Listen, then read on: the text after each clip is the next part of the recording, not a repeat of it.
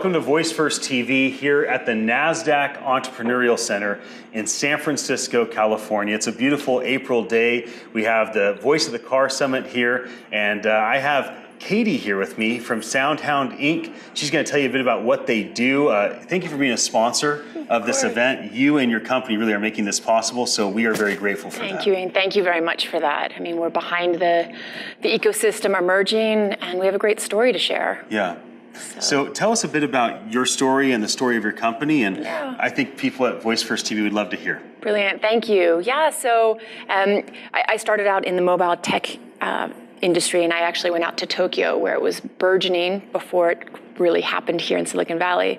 So I've made it a long way around. I stopped in London, built up a company called Shazam for several years, but then met the founder CEO, Keivan Moagera of Soundhound Inc. And this was in 2009, and he demonstrated a tiny little voice app that Soundhound was working on. Wow.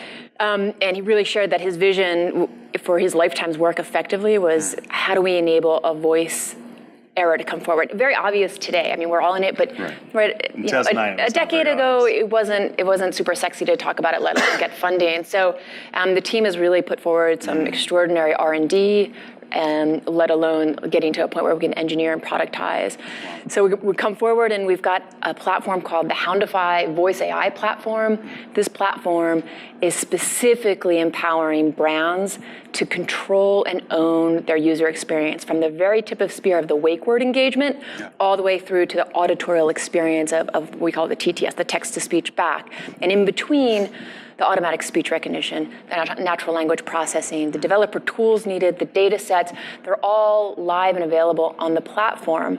And what we have is not just a little bit better than really what the major giants have out there. It's a step change different. Wow.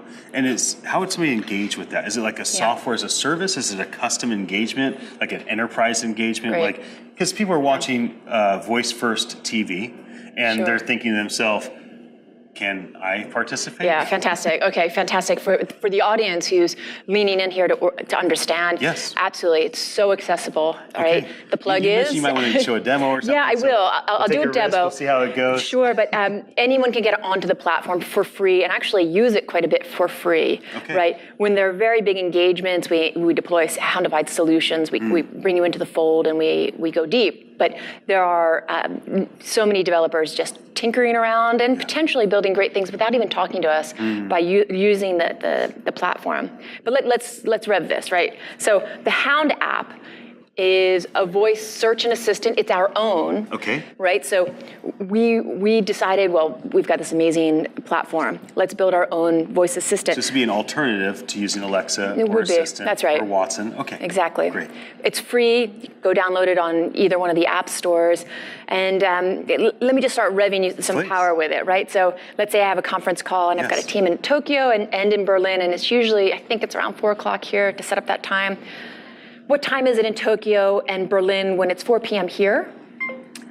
It is 8 a.m. the next day in Tokyo and 1 a.m. the next day in Berlin when it is 4 p.m. here. That's great, but as an end user, I shouldn't be really wowed on that. Right. But I'll only show this. I like what it shows on the screen. That's actually pretty cool. Thank you. That? Yeah, sure. It gives the context and. Can you take a screenshot for me? I will do. We can send that out. But let me put this in context with your native assistants. So if you're on iOS, obviously, if I ask that same question, what time is it in Tokyo and Berlin when it's 4 p.m. here? So what's happening there is it was correct ASR, but it's 2 a.m. in San Francisco, Tokyo. Okay. If we go to a great company of Google, okay, Google, what time is it in Tokyo and Berlin when it's 4 p.m. here? All right, so right there. 9 a.m. Wednesday in Berlin, Germany. It got one component and then lots of blue links, so I still have to use my mental bandwidth to figure out exactly what I wanted. Something so simple, but what I'm showing you is massive tech giants with all the resources in the world, all the dev talent in the world. It's not necessarily brute force resources, money, and heads. It could, in fact, be elements of breakthroughs on the technology level, right? So some of our breakthroughs have been able to combine what's the voice recognition part, and NLU. We call that speech to meaning. That gives you speed, accuracy, delays, less latency. But importantly, we can handle compound complex queries. Oh my gosh, that's mind-blowing. What does that all mean? And really early on when Kayvon was saying, this is going to be really powerful because we want humans to speak to each other. We're context aware right now. Like, how's the weather? We just talked about outside. You're following all that.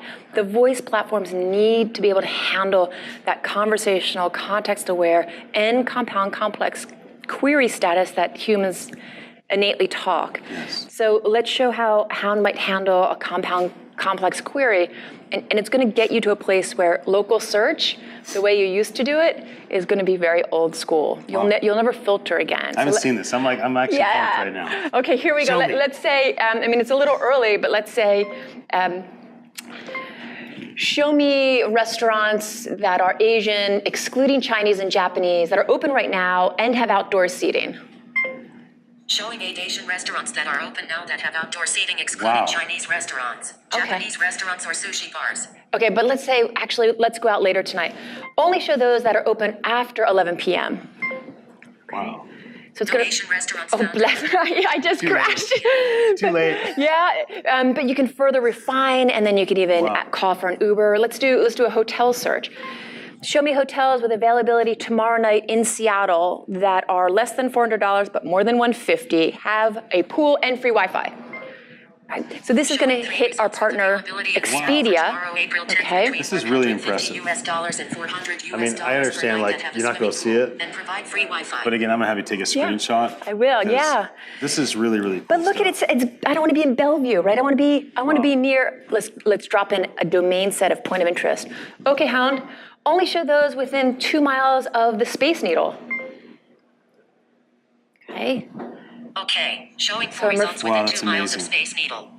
Okay, Hound. What's the weather like there? The weather is 50 degrees Context and cloudy aware. near Space Needle. Now, don't show anything that doesn't have air conditioning. Double negative is hard to handle. Showing 4 results that have air conditioning. And it went back into the hotel domain. It understood that whole flow, right? So the future state of being able to speak to the Internet of Things around us is say what you want, be a little picky, have conversational flow. So how does all this apply to the car and what we're doing in automotive, right? Auto is obviously tip of spear, safety, hands here. So the voice interface, it is the beachhead for this stuff. A few years ago, you saw the focus go into, well, let's port the app mentality into the dashboard. Yeah.